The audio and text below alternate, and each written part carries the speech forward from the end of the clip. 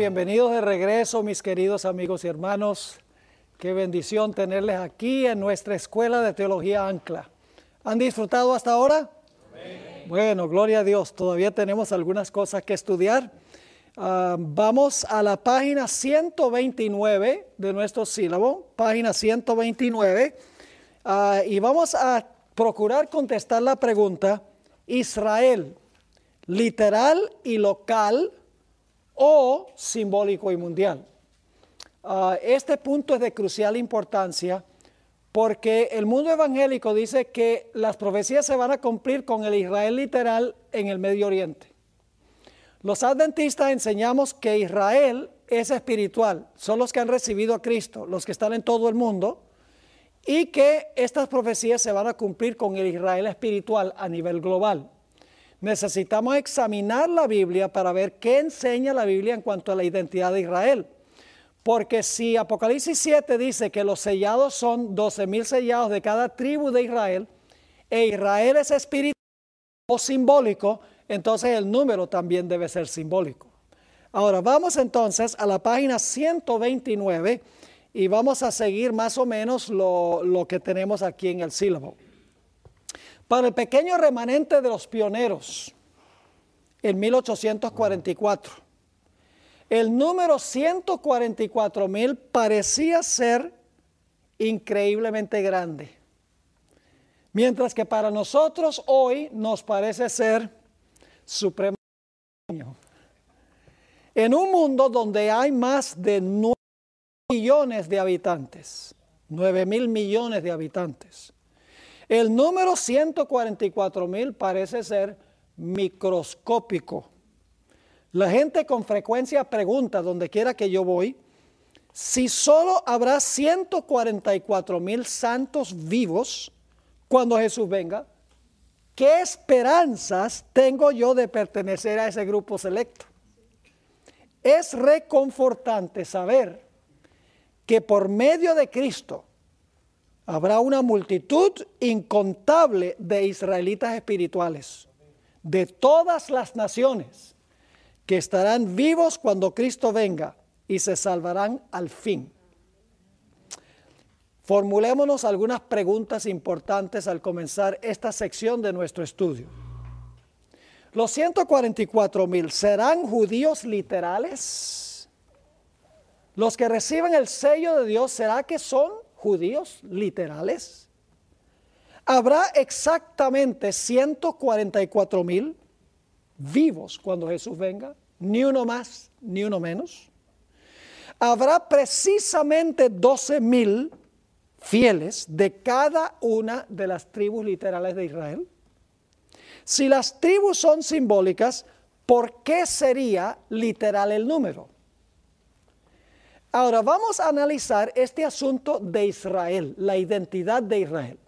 Si entendemos la identidad de Israel, vamos a entender muchas cosas en cuanto a los 144,000. A fin de comprender o de responder estas preguntas, es necesario hacer otra pregunta trascendental, que es esta: ¿cómo define el Nuevo Testamento la palabra Israel? Debemos entender que Israel es aún ese pequeño trozo de tierra en el Medio Oriente a donde viven los judíos literales. ¿O será que la palabra Israel se debe entender simbólicamente y mundialmente? Lo primero que necesitamos entender, y esto es crucial, es que la nación judía como teocracia ha sido rechazada por Dios, no los individuos entre los judíos. Hay muchísimos judíos que son hijos de Dios y van a unirse al pueblo remanente de Dios según el espíritu de profecía, como individuos.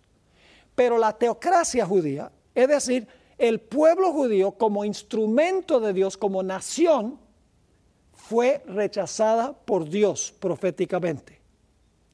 Cuando concluyeron las 70 semanas de la profecía de Daniel 9 con el apedreamiento de Esteban, la teocracia judía llegó a su fin. Ya Jesús había anunciado que el templo de Jerusalén iba a quedar desierto.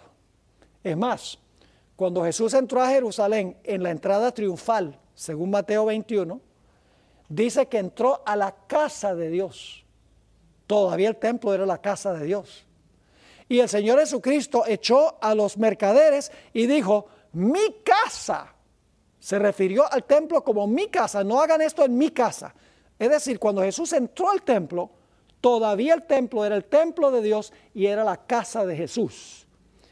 Pero solo eso fue en el capítulo 21. En el capítulo 23 y el versículo 38 y 39, dice que Jesús salió del templo y dijo, he aquí, vuestra casa os es dejada desierta.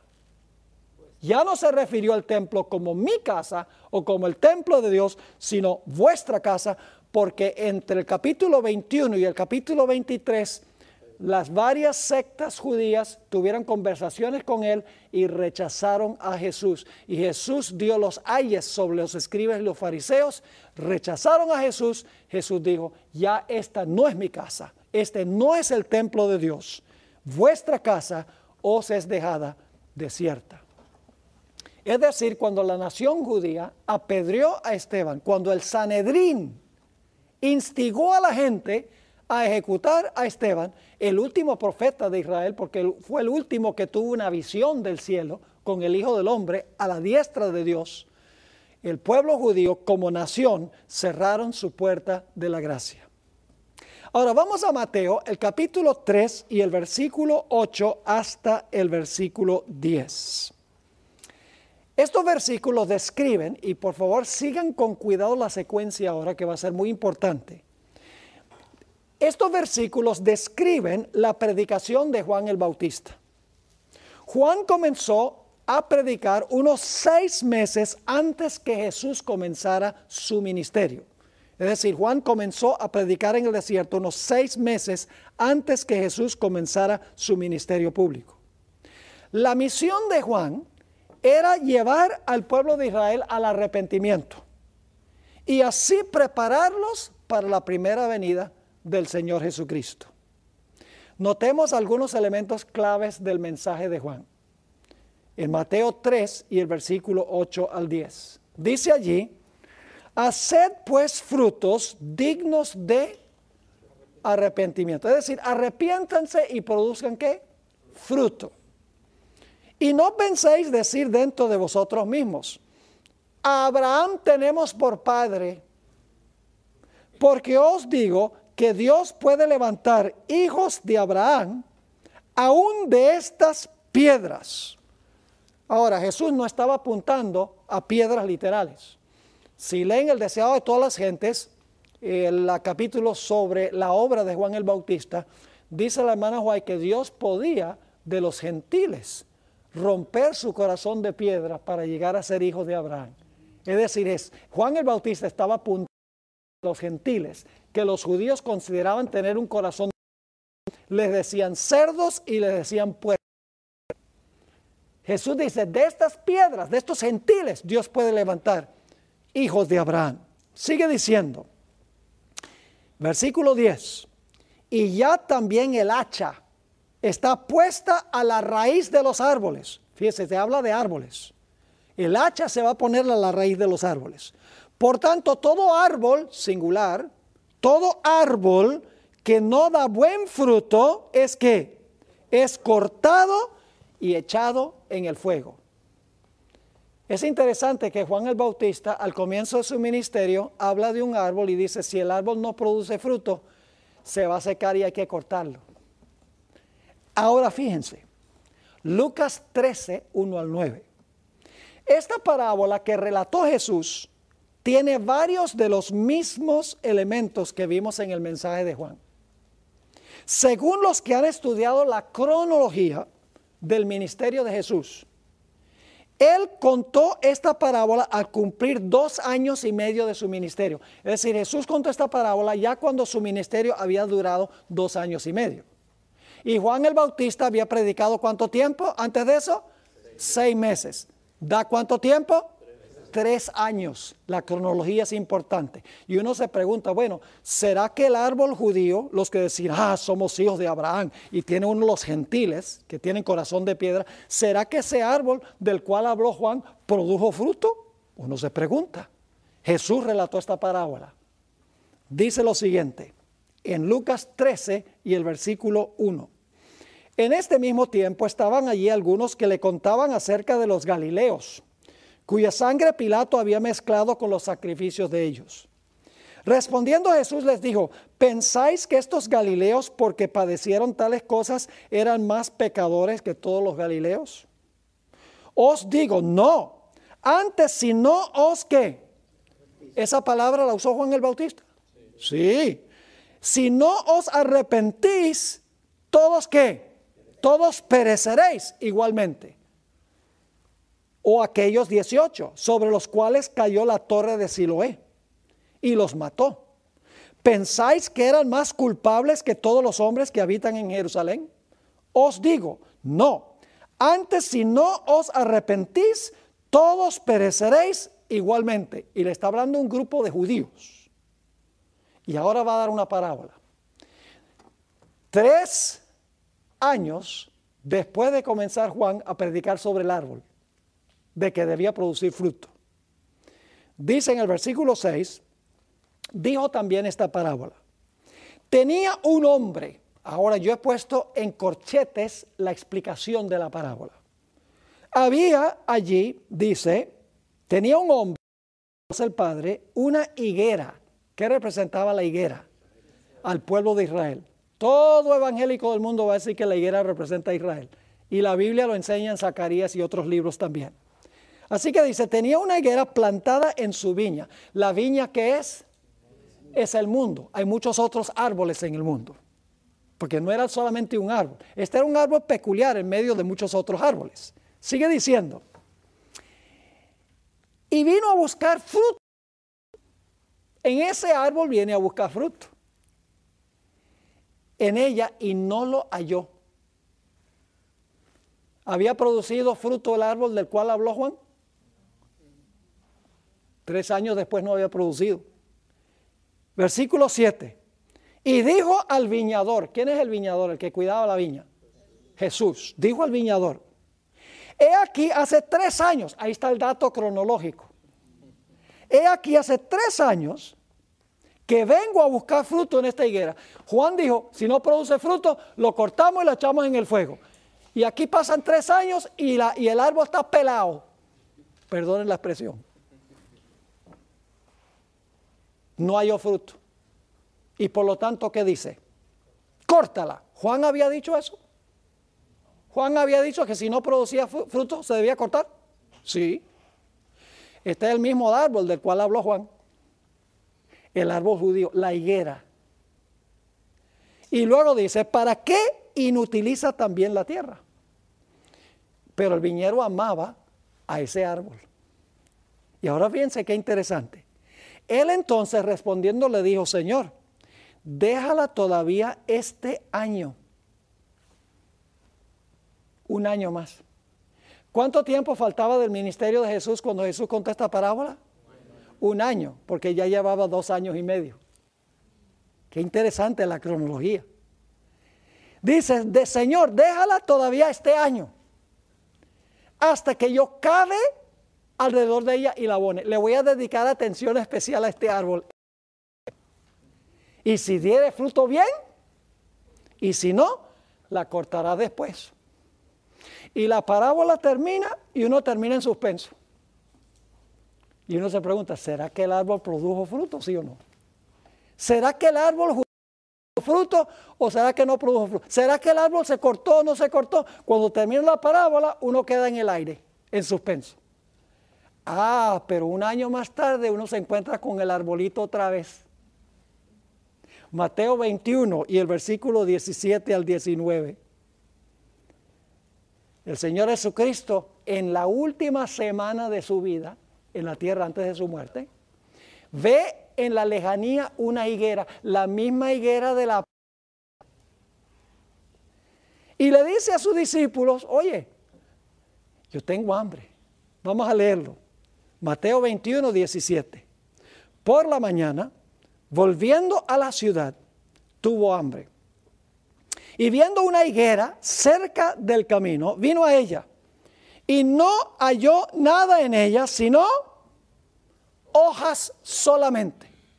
Ahora, deben entender que la higuera en Israel, primero le sale el fruto y entonces le salen las hojas anunciando que tiene fruto. Así que si este árbol tenía muchas hojas, se entendía que debía también tener fruto. Pero un árbol con un montón de hojas, sin fruto. Un árbol ostentoso, pero que no tenía fruto. Sigue diciendo, versículo 19, viendo una higuera cerca del camino, vino a ella y no halló nada en ella, sino hojas solamente, y le dijo, nunca más nazca de ti fruto. Y luego se secó la higuera. Viendo esto, los discípulos decían maravillados, ¿cómo es enseguida la higuera? Marcos 11, 12 al 14 agrega su testimonio. Al día siguiente, cuando salieron de Betania, tuvo hambre. Y viendo de lejos una higuera que tenía hojas, fue a ver si tal vez hallaba en ella algo. Pero cuando llegó a ella, nada halló sino hojas, pues no era tiempo de higos. Ahora necesito explicarles qué significa eso, que no había tiempo de higos. No era tiempo de higos. La hermana White dice que los otros árboles estaban pelados, no tenían hojas. Los otros árboles representan los centiles. Dios no esperaba que los centiles produjeran fruto. No era época de fruto para ellos, porque ellos no habían recibido las bendiciones que recibió Israel. Pero estaba este arbolito especial con hojas y las hojas anunciaban que debía tener fruto porque había recibido muchas ventajas. ¿Recuerdan Juan el Bautista dijo que Dios puede levantar de estas piedras hijos de Abraham? Ahora fíjense lo que sigue diciendo.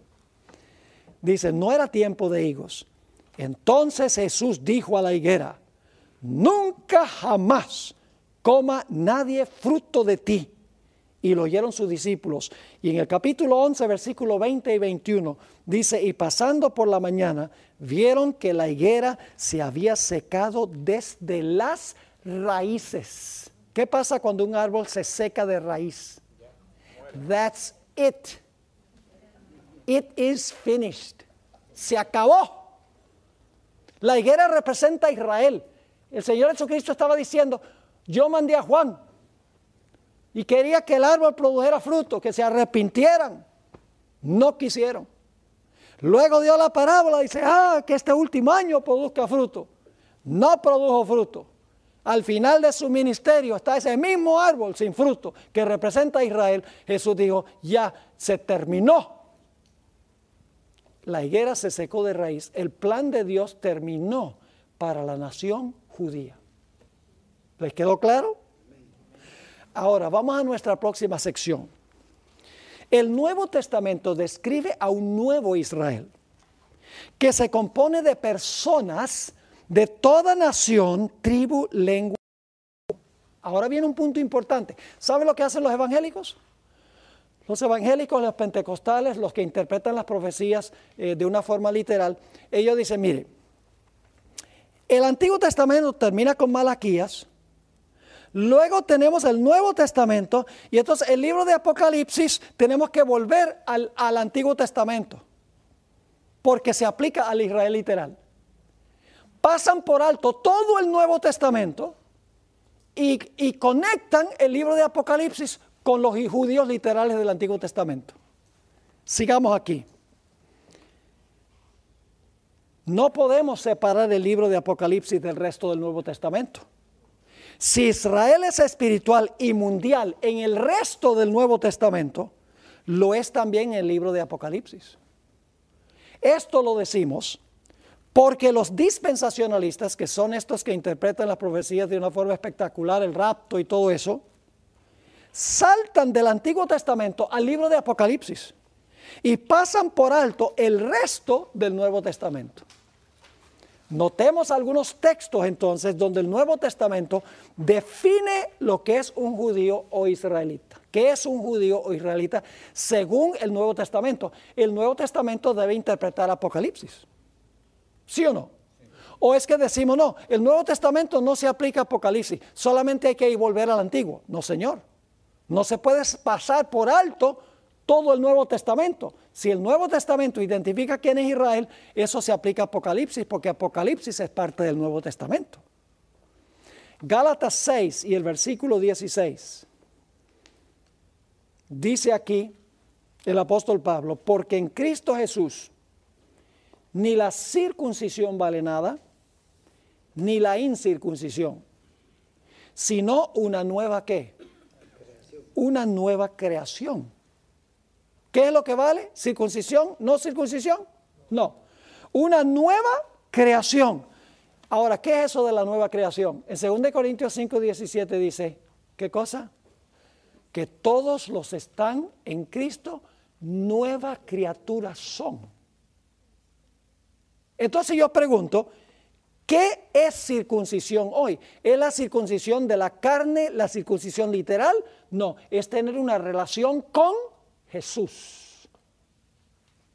Así que dice, porque en Cristo Jesús ni la circuncisión vale nada, ni la incircuncisión, sino una nueva creación.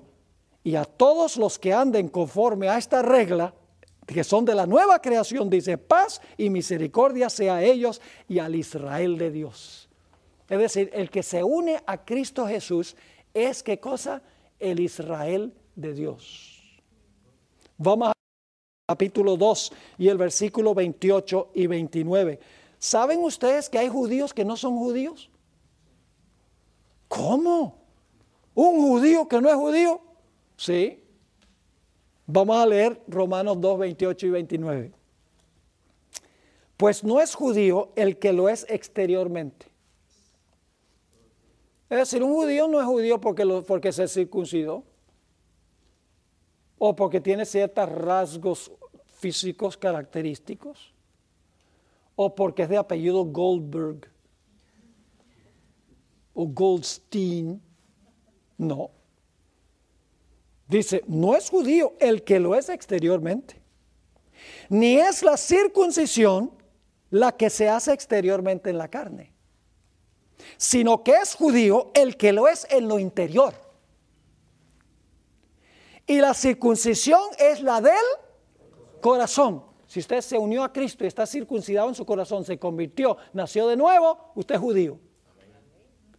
En espíritu, no en letra, porque los judíos iban nada más por la letra. La alabanza del cual no viene de los hombres, sino de Dios, porque los judíos siempre querían que los alabaran por ser tan buenos. Aquí dice, no, la alabanza es de Dios. La circuncisión es interior y no es por la letra, sino por el espíritu. Es decir, un judío es un individuo que es judío en su interior, que se ha convertido a Cristo Jesús.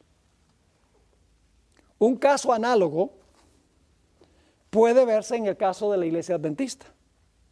Podríamos decir que no todos los adventistas son adventistas. ¿Cómo? Sí. El apóstol Juan dijo, de algunos que profesaban ser cristianos, salieron de nosotros, pero no eran de nosotros. Pues si hubieran sido de nosotros, no hubieran salido de nosotros. El propósito del zarandeo es revelar quién es un verdadero adventista y quién no lo es. Como en los días de Gedeón, solo los valientes pelearon la batalla final. El zarandeo sacará de la iglesia a todos aquellos cuyos corazones no están fijos para la batalla. En la iglesia hay creyentes falsos y verdaderos, no todas las vírgenes o los peces o el trigo que profesa ser trigo son genuinos. Se puede decir lo mismo entonces de los adventistas. No todo adventista es adventista, no todo israelita es israelita.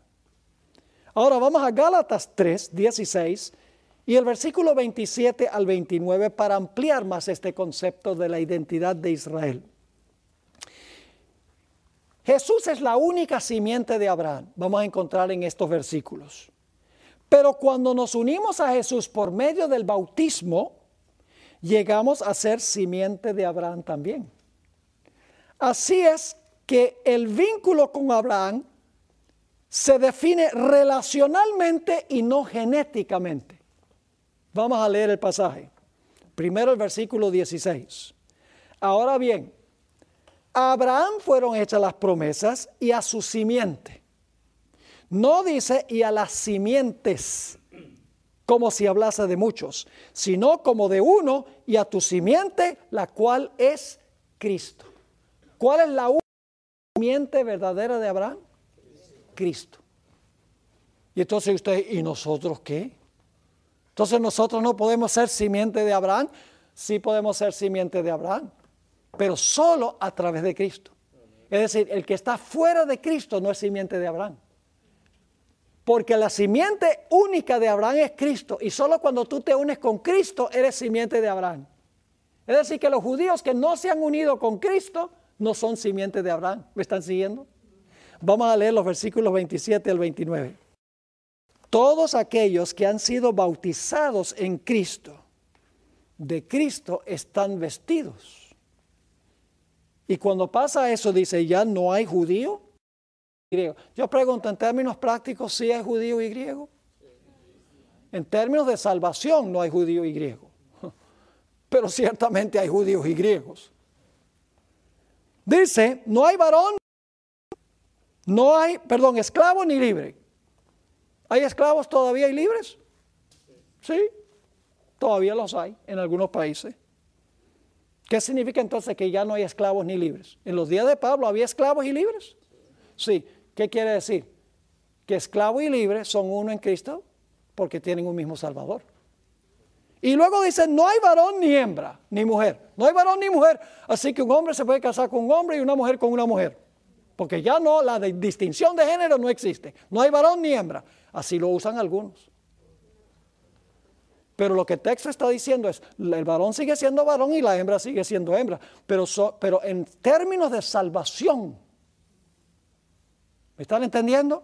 El contexto es claro. En términos de salvación, son uno.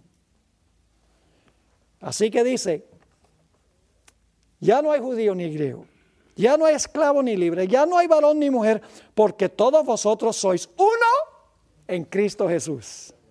Y ahora escuchen, y si vosotros sois de Cristo, ciertamente linaje de Abraham sois y herederos según la promesa. ¿Qué es lo que define que una persona sea judía o una persona sea israelita? Su relación con ¿quién? Con Cristo Jesús. Y ahora le voy a explicar cómo funciona esto. Jesús es el único verdadero hijo de Dios, el único hijo fiel de Dios. Pero fíjense lo que sucede. Cuando yo recibo a Cristo como mi Salvador, entonces ahora yo llego a ser hermano de Jesús. ¿No es así? No se avergüenza de llamarnos hermanos. Y entonces cuando yo recibo a Jesús, yo llego a ser hermano de Jesús. Y entonces ahora Jesús viene el Padre y dice, un nuevo hermano. Y el Padre dice, ¿verdad? ¿Quién es? Oh, Pastor Bor. Entonces, pues si el Pastor Bor es hermano tuyo, es hijo mío también. Nadie viene al Padre sino por mí, dice Jesús. Es decir, Abraham es Cristo es la única simiente de Abraham, pero cuando yo me uno a Jesús, yo soy también simiente de Abraham en él. Eso es lo que significa ser judío o ser israelita. Ninguno de los judíos que están, bueno, no puedo decir ninguno, pero ninguno de los judíos que rechazan a Cristo son judíos según la definición del Nuevo Testamento. Son judíos físicamente hablando, candidatos a la salvación, como todas las demás naciones. No es antisemitismo esto. No. Dios ama a los judíos. Debemos nosotros amar a los judíos. Debemos llevar a los judíos a Cristo para que acepten a su propio Mesías. Imagínense, el Mesías es de ellos. Debemos testificar a ellos. Pero si están fuera de Cristo, según la definición del Nuevo Testamento, no son simiente de Abraham. Por lo tanto, ninguna profecía se cumple con ellos. Vamos a Romanos 9 y el versículo 6 al 8. Romanos 9, 6 al 8. No que la palabra de Dios haya fallado, porque no todos los que descienden de Israel son israelitas. Qué declaración tan extraña. No todos los que descienden de Israel son israelitas, ni por ser descendientes de Abraham son. Los judíos literales allá en Israel son hijos de Abraham, pero según esta definición no son hijos de Abraham. ¿Por qué razón? Porque Abraham dice, Abraham vio mi día y se gozó. Y los que están ahí ahora en Israel dicen, no quieren nada que ver con el Mesías. Entonces no son hijos de Abraham en su actitud en recibir al Mesías. Así que dice, ni por ser descendientes de Abraham son todos hijos, sino en Isaac te será llamada descendencia, porque el Mesías viene de Isaac. Esto es, no los que son hijos según la carne son hijos de Dios, sino los que son hijos según la promesa, es decir, la promesa del Mesías, son contados como descendientes. Tenemos también la historia de Natanael. Se encuentra en Juan 1 y el versículo 47 al 49. Quiero que noten cómo identificó Jesús a Natanael. Dice allí, cuando Jesús vio a Natanael que se le acercaba, dijo de él, escuchen, he aquí un verdadero israelita en quien no hay engaño. Ahí hay que conectar con los 144,000. Porque dice que en su boca no hay engaño. No hay engaño. Y dice que es un verdadero israelita. Si hay verdadero israelita, también hay falsos. Ahora, ¿qué es lo que lo hizo un verdadero israelita? Sigamos leyendo. Le dijo Natanael, ¿de dónde me conoces? Respondió Jesús y le dijo, antes que Felipe te llamara, cuando estabas debajo de la higuera, te vi. Imagínate, un verdadero israelita sentado debajo del árbol que representa a Israel. Respondió Natanael y dijo, Rabí, tú eres el Hijo de Dios, tú eres el Rey de Israel. ¿Qué es lo que hizo que Natanael fuera un verdadero israelita? Que reconoció y aceptó al Mesías. Juan 8, otra evidencia más. Aquí el Señor Jesucristo está en conversación con un grupo de judíos. Dice, y voy a leer el pasaje un poco largo, pero quiero que noten los detalles. Dice Jesús a ese grupo de judíos, sé que sois hijos de Abraham, pero procuráis matarme, porque mi palabra no haya cabida en vosotros. Yo hablo de lo que he visto acerca del Padre y vosotros hacéis lo que habéis oído cerca de vuestro Padre. Ellos no saben para dónde va todavía Jesús con esto. Respondieron y le dijeron, nuestro Padre es Abraham. Jesús les dijo, si fuerais hijos de Abraham, las obras de Abraham haríais. Pero ahora procuráis matarme a mí, hombre que os he hablado la verdad, la cual he oído de Dios. No hizo esto Abraham. Ustedes dicen que son hijos de Abraham y me odian, pero Abraham me amó. Así que ustedes no son hijos de Abraham, porque ustedes tienen un espíritu distinto. Sigue diciendo, en el versículo 41, vosotros hacéis las obras de vuestro padre. Todavía no saben dónde va Jesús con esto. Entonces le dijeron, nosotros no somos nacidos de fornicación. Un padre tenemos que es Dios. Jesús entonces les dijo, si vuestro padre fuese Dios, ciertamente me amaríais, porque yo de Dios he salido y he venido, pues no he venido de mí mismo, sino que Él me envió. ¿Por qué no entendéis mi lenguaje? ¿Por qué no podéis escuchar mi palabra? Vosotros sois de vuestro padre el diablo. ¿Por qué? Porque querían matar a Jesús. ¿Abraham hubiera querido matar a Jesús? Entonces, ¿cómo podían ser hijos de Abraham? Cuando Abraham dijo Jesús, Abraham se gozó de ver mi día. Y ustedes me odian. Ustedes no son hijos de Abraham. Sigue diciendo en el versículo 44, vosotros sois de vuestro padre el diablo, y los deseos de vuestro padre queréis hacer. Él ha sido homicida desde el principio y no ha permanecido en la verdad, porque no hay verdad en él. Cuando habla mentira, de lo suyo habla, porque es mentiroso y padre de mentira. Ahora, Santiago, en su libro, el hermano de Jesús, Santiago 1:1, encontramos que se menciona las tribus de Israel. No está hablando de las 12 tribus literales de Israel. No puede ser, y ustedes dicen, ¿por qué no puede ser? Por una razón muy sencilla. Las 12 tribus de Israel ya no existen. Las 10 tribus del norte se perdieron entre las naciones. Llegaron a ser los samaritanos de la época de Jesús. Ya las 12 tribus no existen. Así que Santiago dice, Santiago, siervo de Dios y del Señor Jesucristo, a las 12 tribus que están en la dispersión. Salud. ¿Quiénes son las 12 tribus que están en la dispersión? ¿Solamente judíos literales? No, porque el resto del Nuevo Testamento define quiénes son los judíos.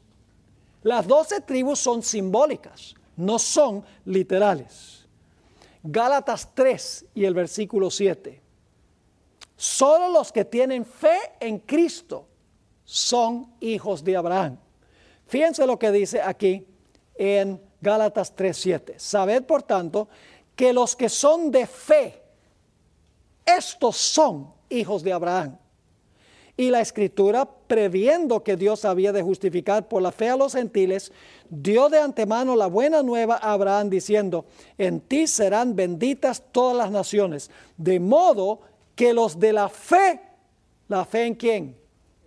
En Cristo. Los de la fe son bendecidos con el creyente Abraham. Ahora vamos a pasar por alto los dos próximos textos por la premura del tiempo. Y vamos a la sección que dice 3 mensajes globales. 3 mensajes globales. Vamos a encontrar que los mensajes de los 3 ángeles son mensajes para todo el mundo. Israel es global. Israel no es esa nacioncita allá en el Medio Oriente. E Israel es espiritual. No son aquellos que de sangre y carne de Abraham. Vamos a ver esto. El primer ángel manda a los habitantes de toda nación, tribu, lengua y pueblo a adorar al Creador. ¿Es un mensaje qué? Global. ¿Están de acuerdo que el mensaje del primer ángel es para todo el mundo? ¿Es global? Los que adoran al Creador reciben el sello de Dios. ¿Correcto? De la misma manera, ahora escuchen bien, el mensaje del tercer ángel le advierte a los habitantes de toda la tierra a no adorar a la bestia y a su imagen, ni recibir su marca. Yo pregunto, ¿gente en todo el mundo va a recibir la marca de la bestia? Entonces, ¿el mensaje del tercer ángel también es global? Sí, pero solamente lo van a recibir los judíos. La marca, los judíos apóstatas son los únicos. Y el sello de Dios solamente los judíos literales. No. Siendo este el caso, el sello de Dios y la marca de la bestia no lo reciben los judíos literales en Israel, sino los habitantes de toda nacionalidad en todo el mundo. ¿Está claro el punto? Ahora escuchen bien. Apocalipsis 7:13 afirma que aquellos que reciben el sello de Dios son de las 12 tribus de Israel. Pero Elena White, en repetidos lugares, afirma que el sello de Dios le será dado a personas de toda nación, tribu, lengua y pueblo. ¿Están captando el punto? Según Apocalipsis, ¿quiénes reciben el sello de Dios? 12,000 sellados de cada una de las tribus de Israel. Elena White dice que el sello de Dios lo van a recibir personas de toda nación, tribu, lengua y pueblo. Entonces, no pueden ser judíos literales. ¿Están entendiendo el punto? No pueden ser. Porque si el sello de Dios lo van a recibir personas de todas las diferentes naciones, Pero el sello se le da a las 12 tribus de Israel. Entonces las 12 tribus de Israel tienen que ser personas de todas las naciones. No pueden ser judíos literales. Seguimos. Gente de toda nación, tribu, lengua y pueblo recibirá también la marca de la bestia. Porque el mensaje del tercer ángel le advierte al mundo entero que no reciba la marca de la bestia. Si los que reciben el sello de Dios y la marca de la bestia son de toda nación, no pueden ser judíos literales de las 12 tribus de Israel. Los únicos dos lugares a donde aparece la idéntica expresión nación, tribu, lengua y pueblo es Apocalipsis 14:6 y el 7:9, a donde se describe la gran muchedumbre que nadie podía contar de toda nación, tribu, lengua y pueblo. ¿Está claro ese punto? Entonces Israel tiene que ser ¿qué? Espiritual. Los que reciben a Cristo como Salvador y deben vivir ¿dónde? Deben vivir en todo el mundo. Y entonces yo pregunto, ¿la guerra final va a ser entre quiénes? Entre los árabes y los judíos. Entre los musulmanes y los judíos. Eso dicen los evangélicos. O sea, la guerra final va a ser entre los musulmanes que van a venir ahí tal vez con los rusos y algunos otros a atacar a Israel. Y entonces hay 144,000 sellados que van a ser protegidos por Dios de los judíos literales. No puede ser, porque el sello de Dios y la marca de la bestia se da a gente de toda nación en todo el planeta. La crisis entonces tiene que ser global. Israel tiene que ser global. El sello es global y el Israel tiene que ser espiritual. Y si Israel es espiritual, el número también debe ser espiritual. Ahora vamos a la siguiente sección. Lástima que no tenemos tiempo. Esto se presta, este párrafo que está aquí, se presta para una clase completa de ancla, literalmente. Porque habría que estudiar Apocalipsis 14 en detalle y su relación con Joel el capítulo 3. Pero vamos a cubrir los puntos esenciales. La profecía de Joel 3, en cuanto al lagar, se globaliza en Apocalipsis 14. Ahora escuchen, les voy a explicar cómo es el asunto. En el libro de Joel, el capítulo 3, habla de todas las naciones que vienen al valle de Josafat y se reúnen afuera de Jerusalén, en el valle de Josafat, para atacar a Jerusalén. Y se habla de donde ellos están, se le llama el lagar. Es decir, estas naciones que van a atacar a Israel están en el lagar. Y van a atacar a Jerusalén porque el valle de Josafat quedaba fuera de Jerusalén. En el Antiguo Testamento es algo local. Es un valle literal, el valle de Josafat y el Jerusalén literal. Pero cuando uno va a Apocalipsis, el capítulo 14, lo que es local y literal se globaliza.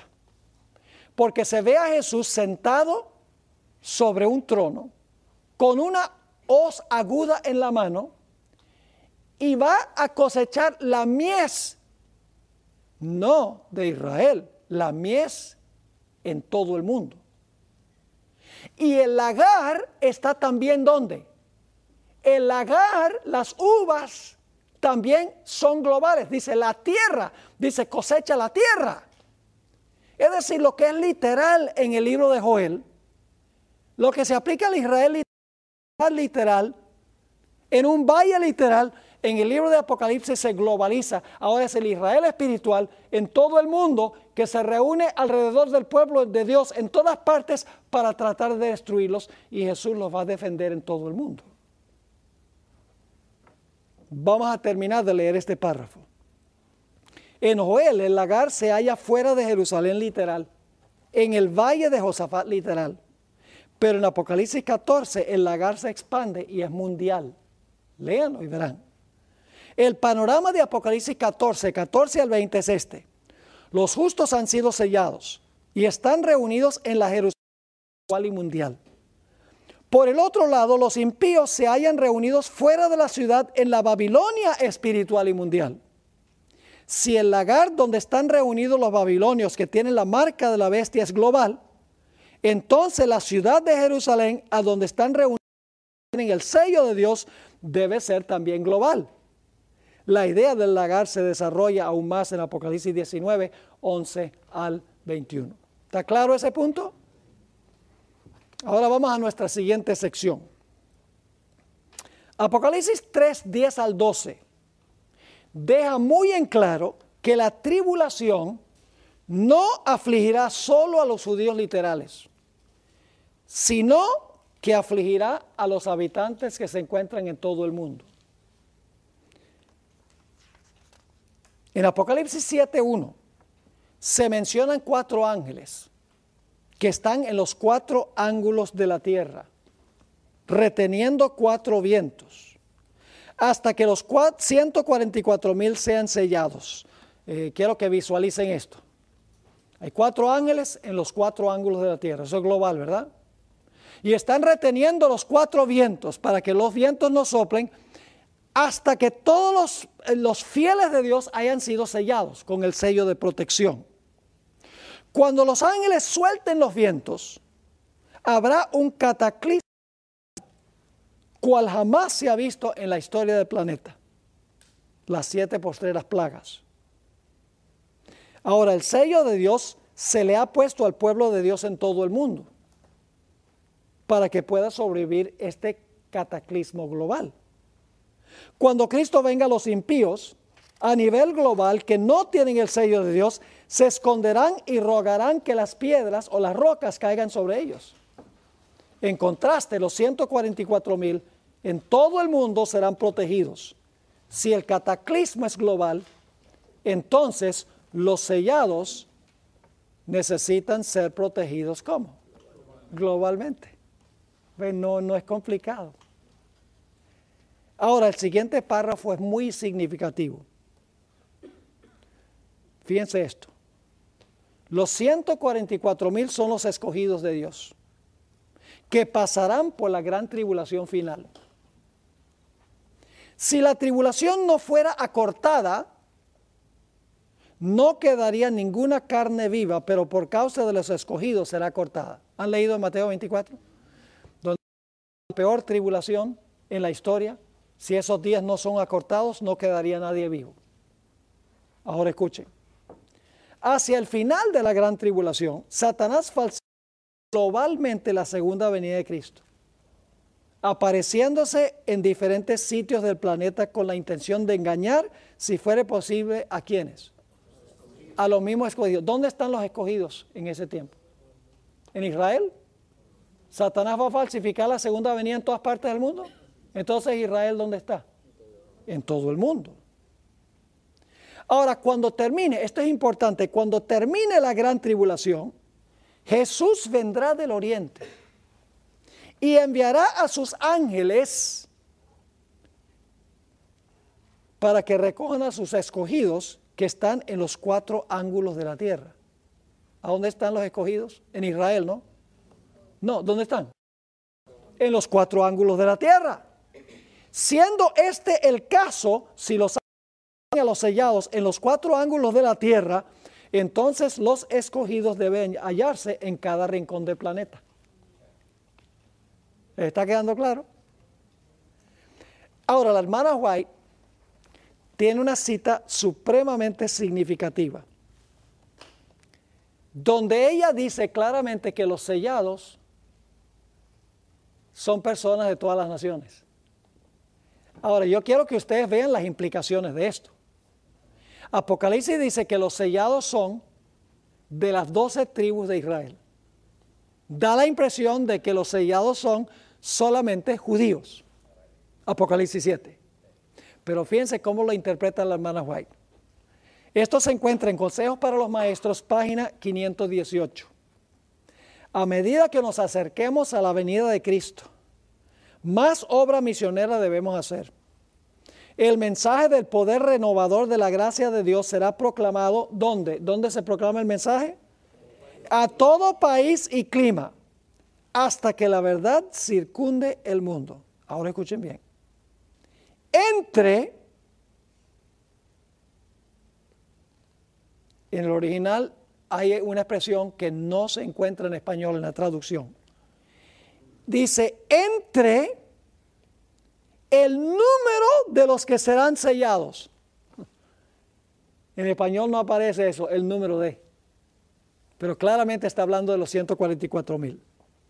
Dice, entre el número de los que serán sellados, escuchen ahora, habrá quienes vendrán de toda nación, tribu, lengua y pueblo. ¿Son judíos literales los que son sellados? Imposible. ¿Porque vienen de qué? Vienen de tribu, lengua y pueblo. No son judíos literales. Y si no son judíos literales, lo más probable es que el número tampoco es literal. Y a veces somos muy inconsistentes, decimos 666, ese es un número simbólico. 1260 días, simbólico. 2300 días, simbólico. Número 7, simbólico. Número 4, simbólico. Pero 144,000, literal. Somos inconsecuentes en nuestra forma de interpretar la Biblia. Sigue diciendo la sierva del Señor. Escuchen esto. De todo país se reunirán hombres y mujeres que estarán delante del trono de Dios y del Cordero, exclamando, la salvación pertenece a nuestro Dios que está sentado en el trono y al Cordero. Ahora, mañana vamos a hablar de la gran muchedumbre y la relación que tienen con los 144,000. Muy interesante esa relación. Sigue diciendo, pero antes que esta obra sea realizada, debemos experimentar aquí en nuestro propio país la obra del Espíritu Santo en nuestros corazones. Según Elena G. de White, gente en todo el mundo será numerado y sellado. Fíjense esta cita, primeros escritos 279 y 280. Vi ángeles que iban y venían de uno a otro lado del cielo. Un ángel con tintero de escribano en la cintura regresó de la tierra. ¿Regresó de dónde? De la tierra. Y comunicó a Jesús que había cumplido su encargo, quedando sellados y numerados los santos. Vi entonces que Jesús, quien había estado oficiando ante el arca de los 10 mandamientos, dejó caer el incensario y alzando las manos exclamó en alta voz, consumado es. Y toda la hueste angélica se quitó sus coronas cuando Jesús hizo esta solemne declaración. El que es injusto, sea injusto todavía, y el que es inmundo, sea inmundo todavía, y el que es justo, practique la justicia todavía, y el que es santo, santifíquese todavía. Hay muchísimas evidencias, tanto en la Biblia como en el Espíritu de Profecía, de que los 144,000 no son judíos literales. Son personas de toda nación, tribu, lengua y pueblo que viven en todo el planeta. Son judíos como lo define la Biblia. Son judíos por su relación con Cristo Jesús. Es decir, la persecución final no es de los árabes contra los judíos. Es contra aquellos que en verdad recibieron a Jesús, contra aquellos que sí lo recibieron. Aquellos que desobedecen los mandamientos de Dios y aquellos que guardan los mandamientos de Dios y tienen el testimonio de Jesucristo. Esa es la guerra final. No es una guerra étnica, no es una guerra filosófica, no es una guerra de nacionalidad. Es una guerra entre los buenos y los malos, entre los que observan el sábado y los que violan el sábado. Así de sencillo es. Quiero, para terminar, nos quedan solo 4 minutos, quiero leerles algunas citas de la hermana White sobre el nuevo Israel. Quiero ir a la página 138. A la mitad de la página, Profetas y Reyes 273. Hay muchas que puedo escoger aquí. Hay como unas casi 4 páginas de citas de la hermana White sobre lo que es Israel, cómo definimos Israel. Dice allí en Profetas y Reyes 273, a Isaías le tocó presentar claramente a Judá la verdad de que entre el Israel de Dios iban a contarse muchos que no eran descendientes de Abraham según la carne. ¿Está claro? En Profetas y Reyes 275, el Espíritu de Dios iba a derramarse sobre toda carne, Los que tuviesen hambre y sed de justicia debían contarse entre ¿qué? Entre el Israel de Dios. En Testimonios para la Iglesia, página 109, dice la sierva del Señor: se me mostró que los que están esforzándose por obedecer a Dios y purificar sus almas por medio de la obediencia a la verdad son el pueblo escogido de Dios, su Israel moderno. Y quiero ir a la siguiente página. Bueno, en realidad no a la siguiente página, a la página 140, arriba, página 276 de Patriarcas y Profetas. Escuchen esto. Hablando de los paganos. Muchos de estos conversos del paganismo desearían unirse por completo con los israelitas y acompañarlos en su viaje de regreso a Judea. Ninguno de los tales habría de decir: me apartará totalmente Jehová de su pueblo. Pues el mensaje de Dios por medio de su profeta, aquellos que se entregasen a él y observasen su ley, era que se contarían. En inglés es be numbered, que es la palabra que se usa en Apocalipsis 7. Dice nuevamente: pues el mensaje de Dios por medio de su profeta, aquellos que se entregasen a él y observasen su ley, se contarían desde entonces entre los israelitas espirituales, o sea, su iglesia en la tierra. ¿Hay algo que no está claro? Más claro no canta un gallo a las 3 de la mañana. Entonces yo pregunto, ya para terminar, ¿qué es Israel? ¿Es esa tierrita allá? No. ¿Qué son los judíos? ¿Esa gente que vive allá? No. Un judío es el que ha recibido a Cristo como Salvador. Y el territorio de Israel es a donde viven todos ellos. Quiere decir que la guerra final va a ser una guerra global entre israelitas espirituales y babilonios espirituales. Porque si Babilonia es espiritual, entonces Israel también es espiritual. Y sabemos que Babilonia es espiritual porque la ramera se sienta sobre naciones, tribus, lenguas y pueblos. Y la iglesia de Jesús tiene también personas que están entre toda nación, tribu, lengua y pueblo. Así que cuando vayamos a Apocalipsis 7, no pensemos que los que son sellados son literales que viven en el Medio Oriente. Los sellados son de toda nación, tribu, lengua y pueblo, judíos espirituales que habitan en la Jerusalén espiritual.